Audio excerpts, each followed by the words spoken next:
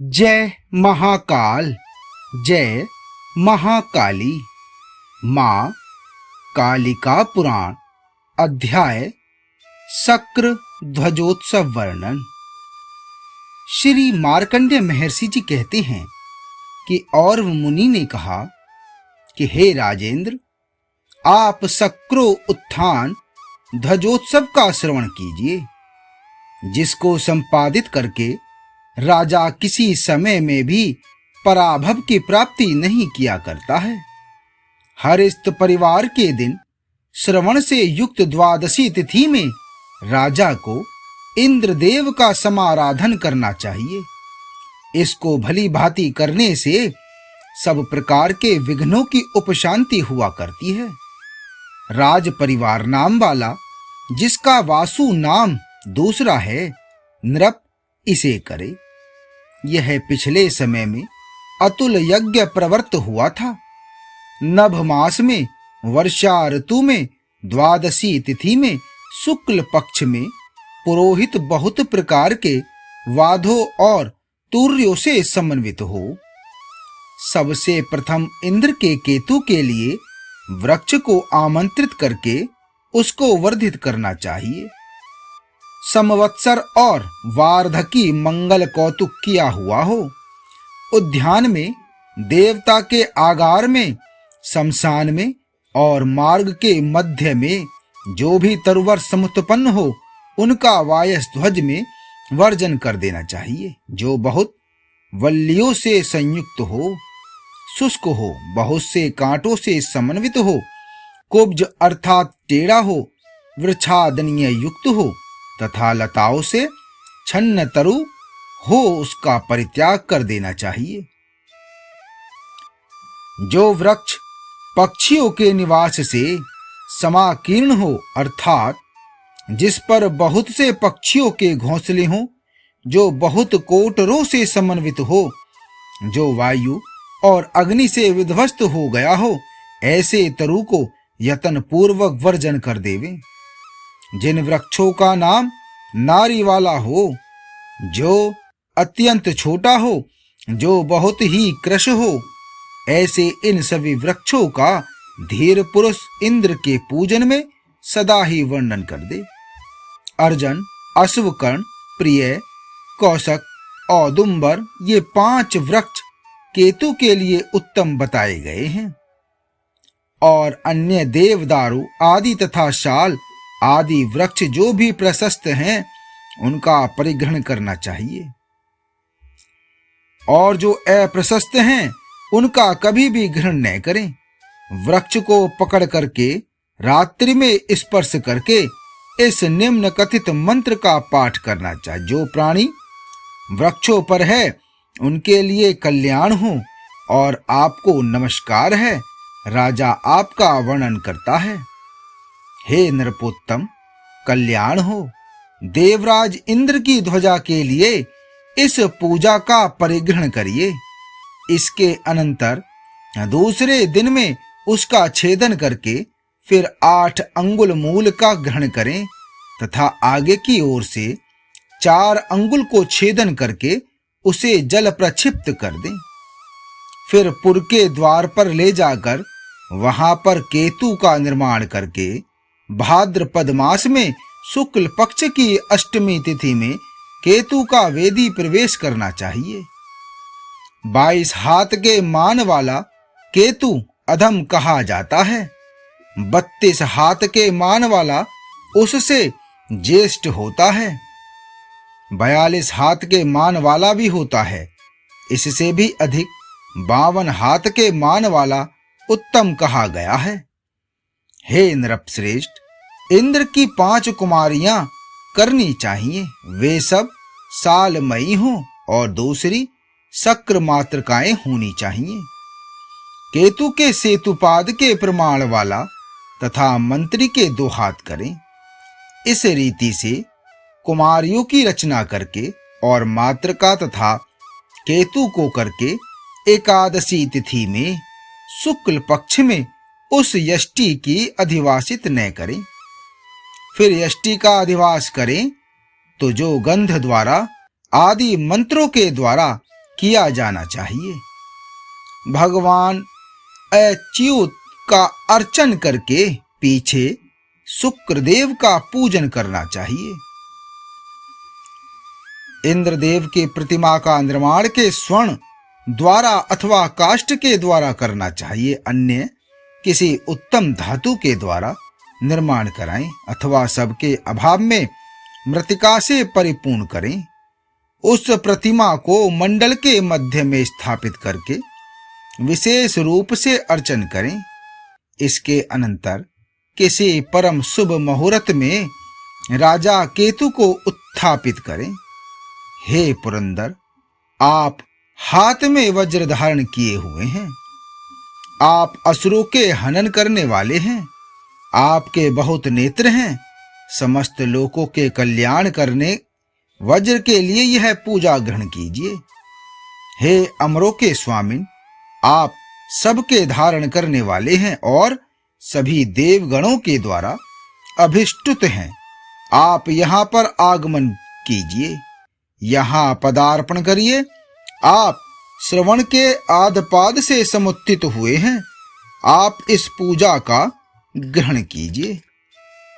हे राजन, आपकी सेवा में नमस्कार समर्पित है।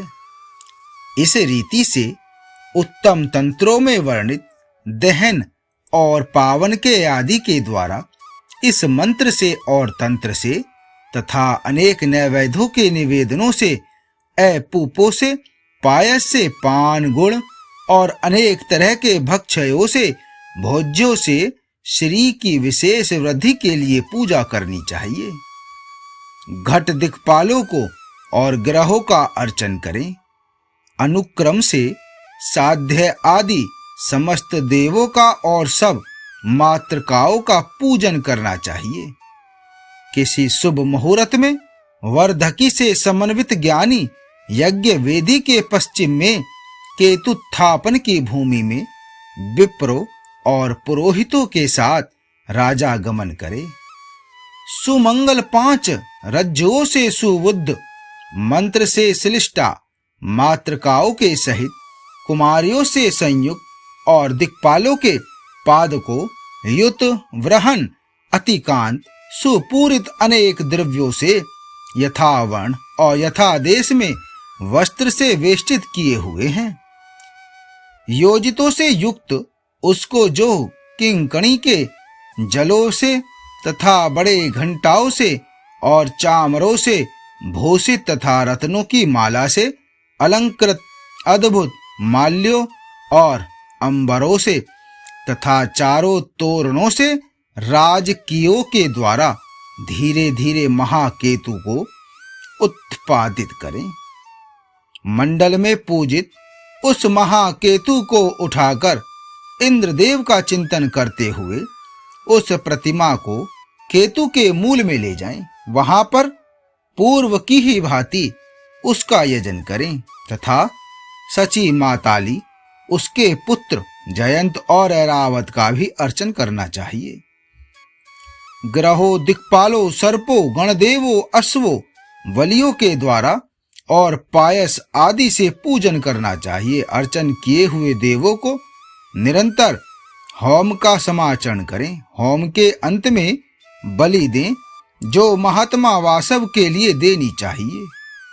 हे नरोत्तम, तिल, घृत, अक्षत, पुष्प, दूर्वा इनके द्वारा अपने अपने मंत्रों से देवों का हवन करना चाहिए। इसके उपरांत होम के अंत में ब्राह्मणों को भोजन कराएं। इस रीति से 7 रात्रि पर्यंत दिन दिन में नित्य भली भांति अर्चन करना चाहिए। देवों और वेदांग शास्त्रों के पारगामी विद्वान ब्राह्मणों के सहित राजा सर्वत्र इंद्र की पूजा में कीर्तित किया गया है। त्राताराम यह मंत्र इंद्र का परम प्रिय है। इस प्रकार करके दिवा के भाग में शक्र का उत्थापन करें। श्रवण नक्षत्र से युक्त द्वादशी तिथि में राजा को स्वयं भरणी के अंतिम चरण में रात्रि में शक्र का विसर्जन करना चाहिए। हे नृप शार्दूल, इस कारण से नृप शक्र का विसर्जन का यह मंत्र कहा गया। सुर असुरगणों के साथ पुरंदर क्रतु इस उपहार को ग्रहण कर हे महेंद्र ध्वज गमन कीजिए। सूतक के उत्पन्न होने पर, भौम अथवा शनिवार में, भूकंप आदि उत्पात के हो जाने पर वासव को विसर्जन नहीं करना चाहिए। उत्पात होने पर तथा उपप्लव के दर्शन होने पर 7 रात्रि को व्यतीत करके तथा शनिवार और भौमवार को छोड़कर अन्य नक्षत्र में भी विसर्जन कर देना चाहिए।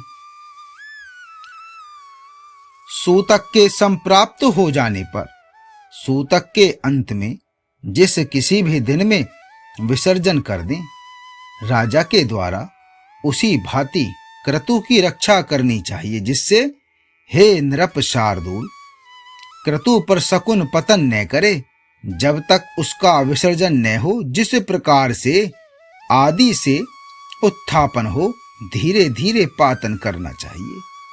क्रतु के भग्न होने पर मृत्यु की प्राप्ति होती है। हे नृप, अलंकारों के सहित विसर्जन किए हुए शक्र केतु को रात्रि में अगाध जल में निम्न वर्णित मंत्र के द्वारा प्रक्षिप्त कर दें। हे महाभाग केतु, आप विघ्नों के विनाश करने वाले हैं। समस्त लोकों के भव के लिए आप जब तक संवत्सर हों जल में स्थित रहें। समस्त लोकों के आगे सूर्य की ध्वनि के साथ उत्पादन करें और एकांत में केतु का विसर्जन करना चाहिए। यही पूजन में विशेषता है।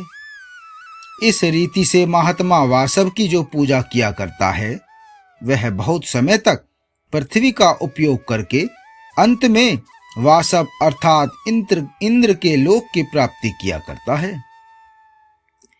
उसके राज्य में कभी दुर्भिक्ष नहीं हुआ करता है और कहीं पर भी व्याधियां तथा आंधियां नहीं होती हैं तथा मनुष्यों की अकाल में कभी मृत्यु भी नहीं हुआ करती है।